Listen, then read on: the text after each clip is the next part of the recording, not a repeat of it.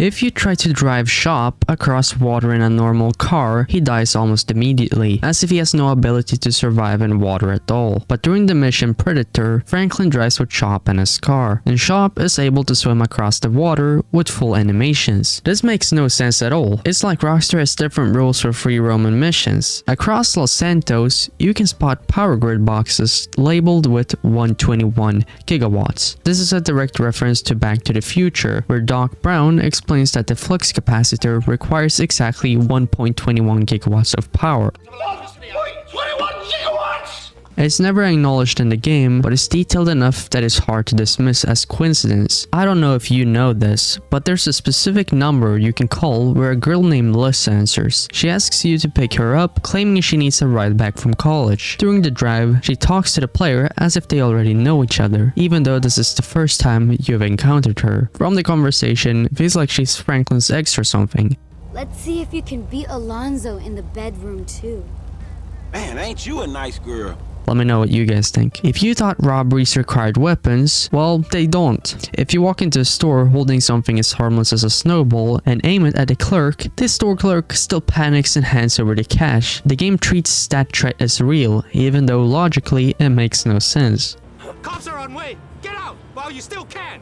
Come on, man, let's go! I can't go any faster! Please! You probably didn't know this, but sticky bombs are the loudest of them all. If you plant sticky bombs anywhere in Los Santos and then travel to the opposite end of Los Santos, you can still hear the explosion.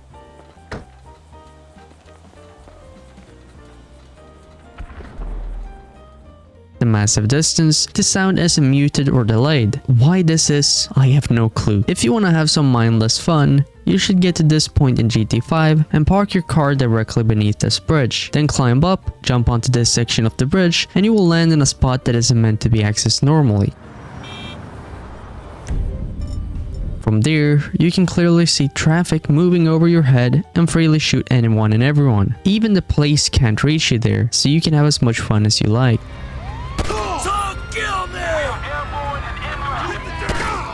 If you're flying a plane straight into a building and switch characters just before impact, the game can behave very differently depending on what the other character is doing. If the second character is in a cutscene, switching back can completely skip the crash, placing your original character in a hospital instead. In some cases, the game even deploys a parachute automatically, letting the character land safely. Shit, that hurt. When you're slowly cruising in a lowrider car, your character rests their hands casually on the sides of the doors, leaning out slightly in a relaxed, almost stereotypical gangster pose. But as soon as you speed up, their hands snap back onto the steering wheel and the animation shifts into a more focused driving stance. At this particular spot in GT5, you can spot a truck that kinda shakes when you get close to it. If you get even closer, you will discover two guys inside, clearly doing something super kinky and they don't want to be interrupted. Get too close and they will exit the truck and immediately turn hostile, attacking you on sight.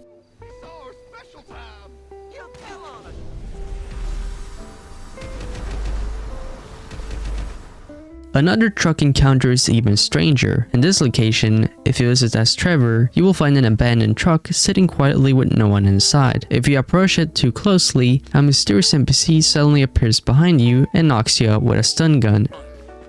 Hey! Wait! Don't go all shy on me! Come back!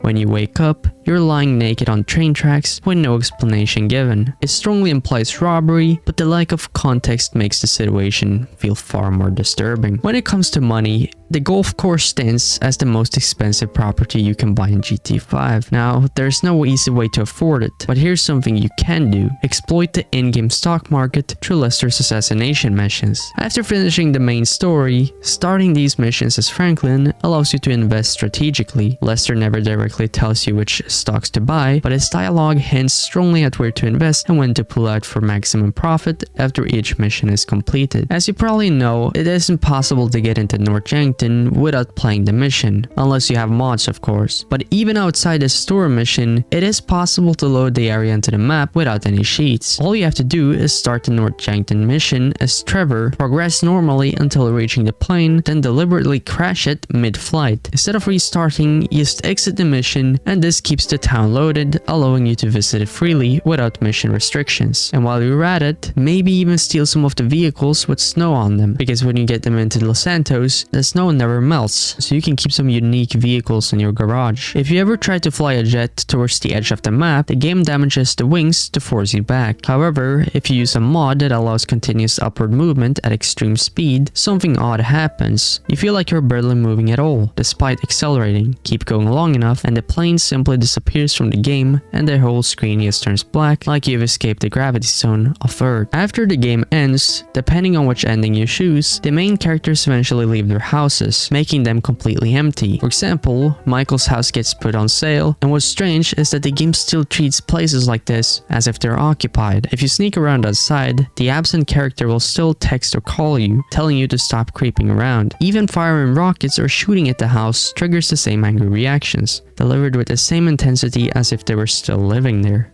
Stop firing rockets at my house!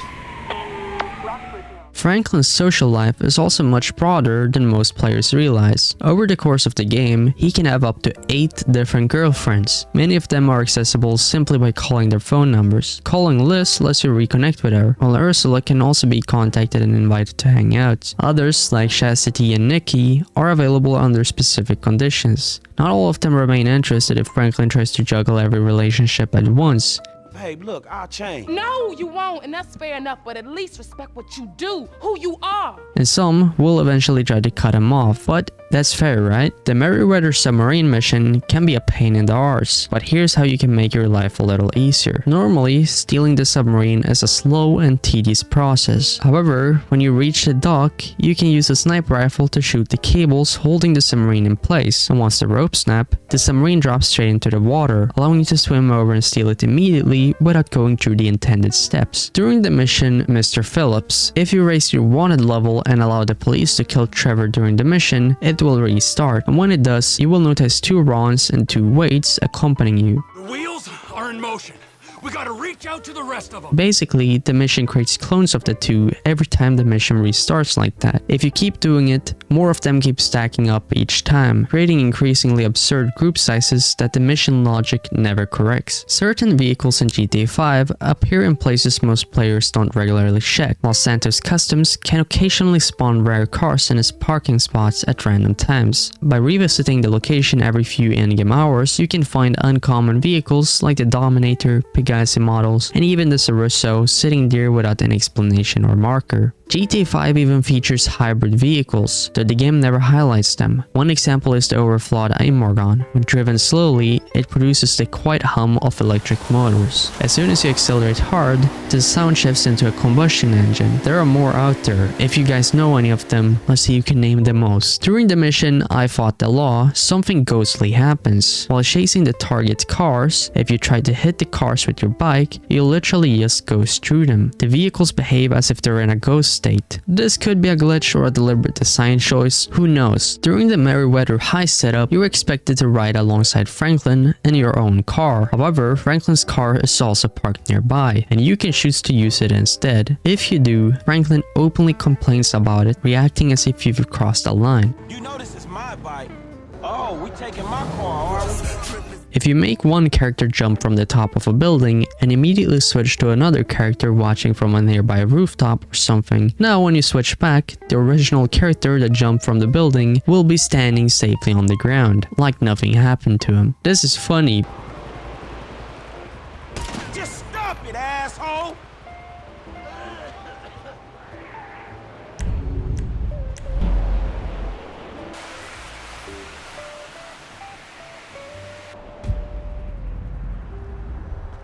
when you're getting into a golf cart, normally you drive around without problems. But if you try to jump over the hood and at the same time press the enter button while you're above its hood, the animation can glitch out. Your character tries to get inside the cart, but the animation totally weirds out, making the character float inside the golf cart. Most vehicles on the road are driven by a single NPC, and if there's a passenger, they're almost always seated in the front. However, as rare as it might be, you can spot NPCs driving with full backseat passengers as well, carrying up to 3 additional people. It's rare, but it does happen. We know Lester has this physical condition that doesn't let him walk or even stand for too long. He often relies on a cane and a wheelchair due to a medical condition that's said to worsen over time. Throughout the entire GTA 5 story, however, his condition never visibly gets any worse. I mean, even years later, during the Diamond Casino heist timeline, Lester is seen standing comfortably without his cane, when he should be on his bed not able to move at all. If you've tried shooting the other characters during hangouts, you can't actually shoot them, and even crashing the car won't deal any damage to them. However, if you use a sticky bomb, the game treats it differently. The character is knocked out, sent to the hospital, and you are charged a full medical bill for it, which is crazy. We here. It's my own call. Just what I need, police. You already know NPCs love sports cars. Because when you drive on into a busy public area, it causes NPCs to pull out their phones and start taking pictures or selfies with it. The rarer the car, the more attention it gets. And well, police vehicles don't trigger this behavior, but oddly enough, the North Yankton police cars does. If you manage to get one of those North Yankton cop cars, NPCs treat it as a sports car and take photos with it as well. For some reason, the game categorizes it as a sports car. I don't know why. Michael has this unique way to instantly lose a wanted level. If you call Dr. Freelander while being chased by the cops, the call itself clears the wanted status once it ends. There's no explanation given, it simply just works. And well, you can use it as an emergency escape the next time. Fulfilling. Let's speak again soon.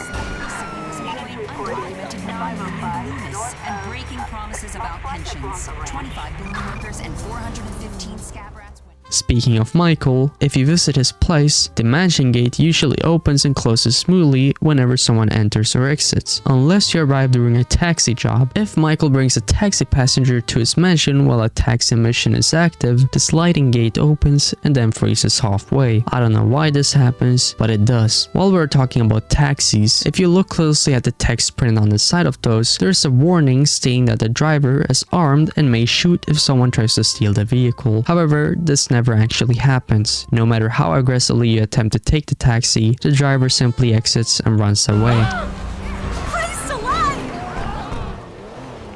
Seems like the warning is just there to intimidate. Normally, when you try to forklift something heavy, you can't actually pick it up because of the weight. However, if you exit the forklift at the exact moment it's lifting something up, that weight limit kinda disappears. By doing this, it can lift objects far beyond what it should, including vehicles as large as a submarine. Inside Michael's house, there's a framed photo of a dog, despite there being no dog present during normal gameplay whatsoever. But if you visit this specific location in the evening time, you can find a dog wandering around that closely resembles the one in the photo. It just sits there staring blank at you. The game never confirms it's Michael's, but the implication is that it belonged to Michael at some point. This is truly an old trick right here, but if you pop the hood of a car and get that hood near the shoreline by shooting it, you can stand on it as it slowly slides into the water, and as you're sliding into the water, the game still considers you grounded, allowing you to fire weapons under the water. Something that you normally couldn't do. There's a container on the map that, if you drive a truck into it and repeatedly shoot the container's roof, causes the truck inside to deform into a distorted, almost cartoonish shape. You can aim just above the center of the truck or even above the hood of the truck, and you will see just how crazy it gets. Remember, you will have to shoot like 8 or 10 times for this to work. Take it out and enjoy. Now, among the more extreme glitches is the umbrella launch. All you gotta do is stand on one side of an umbrella and shoot the opposite end of it. The game will make your player player fly high into the air as the umbrella pushes you upward. You can even try this with a friend and watch the reaction. And here's another fun one. If you take a Comet with 0 armor and kick in both fenders to the inside, the altered hitbox reduces resistance. The car can reach speeds that are normally impossible for that model. This is like giving your car a temporary boost, which actually works. Around GT5's map, you can find these fuel generators that look nothing special. What's less obvious is that when you shoot them, they produce an unlimited amount of fuel. The fuel keeps spilling out endlessly, and it can also be ignited, which looks really cool.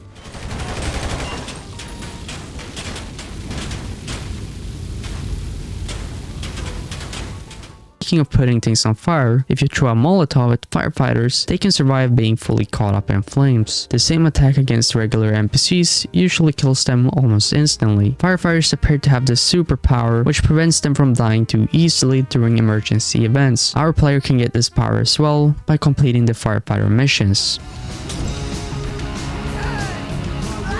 If you hold a grenade in your hand for too long, it will eventually explode and kill you. However, if you do the same thing while sitting inside an armored vehicle, the explosion causes no damage at all. It's like the car is also explosion proof inside.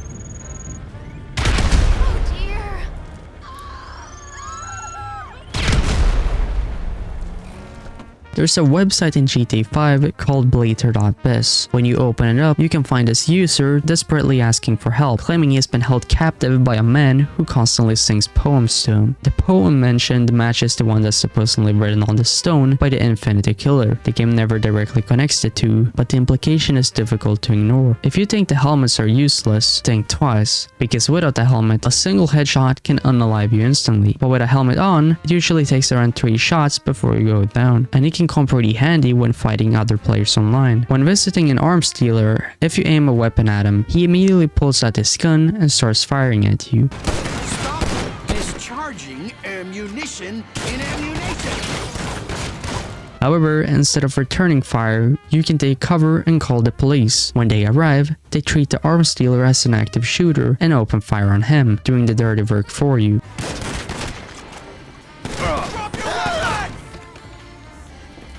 Inside Michael's house, you can find a tube of toothpaste labeled CJ's. Most players assume this is a reference to Carl Johnson from San Andreas, but in reality, it's believed to reference a Rockstar employee who worked on environmental arts and assets for the company in the years back. It's quite known how Rockstar loves to hide these petty jokes inside their games, like that Clock and Bell restaurant with its cock jokes. There's another restaurant called the Nutsaki, and you probably missed its logo, which is deliberately designed to resemble a D. During a full moon night, if you visit this location at the roof, you can find a group of eccentric hippies gathered together. Hey there, you hippie buffoon. Hi.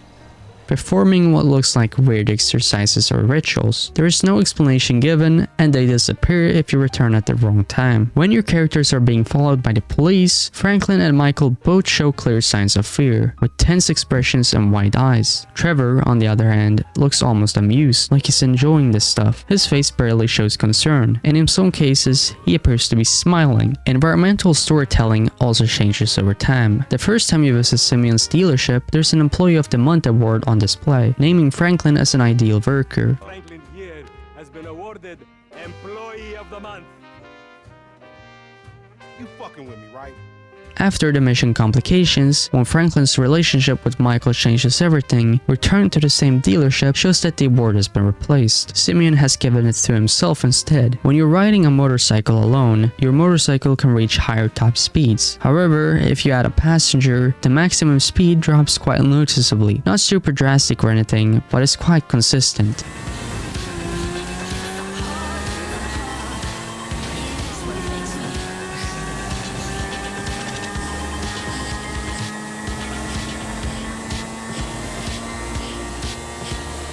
During the mission Paleto Bay Score, you can hear police chatter talking about a highway roadblock with inspections. This is Toledo Security. Any updates on the Code 30 Adams? Backup ready to mobilize. Roger that. We're gonna set up checkpoints on the Great Ocean Highway and the Sonora Freeway. Car-to-car searches and record checks.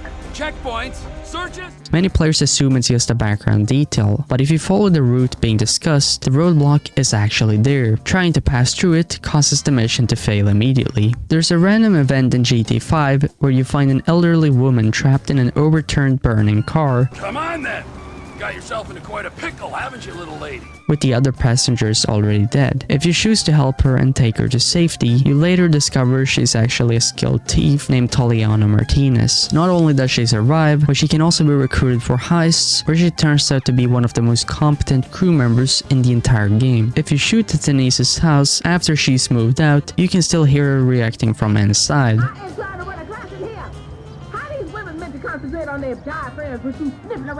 She starts shouting complaints through the walls, even though you never see her. It's one of those small details that most players miss because there is no objective tied to it. You might already know this, but if you don't, here's some handy facts. If you enter an ambulance, your health instantly replenishes without any prompt or tutorial. The same applies to certain special vehicles. Getting into a right van will give you body armor, while entering a military vehicle equips you with an M4. Pretty cool. Most players think it's not possible to get a taser early in the game without using mods or cheats. However, there is one way. During a cutscene that plays when you switch to Franklin, he's shown arguing with police officers. One of the cops is equipped with a taser, and if you intervene at the right moment and take him out, the taser drops and can be picked up, allowing you to obtain it far earlier than intended. Some of the bodyguards standing outside certain stores, like the shoe store, actually remember you. If you regularly visit stores that have bodyguards posted outside, they will eventually start greeting you by name.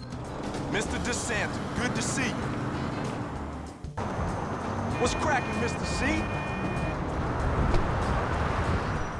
It only happens after repeated visits, but once it does, it's like you've known the guy forever, and it feels good to be known. During the mission, I Fought the Law, when you catch those scamming teenagers, you can actually get into their cars and drive away. But what's interesting is that no matter what you do afterward, you will not receive a wanted level. Even more strangely, this kind of immunity even goes to restricted areas. You can drive straight into the military base without any resistance from the blood-hungry army, something that normally triggers instant hostility. I bet you didn't know this, but Franklin's ringtone is actually a remixed version of a radio track from GTA 3. Just hear this out.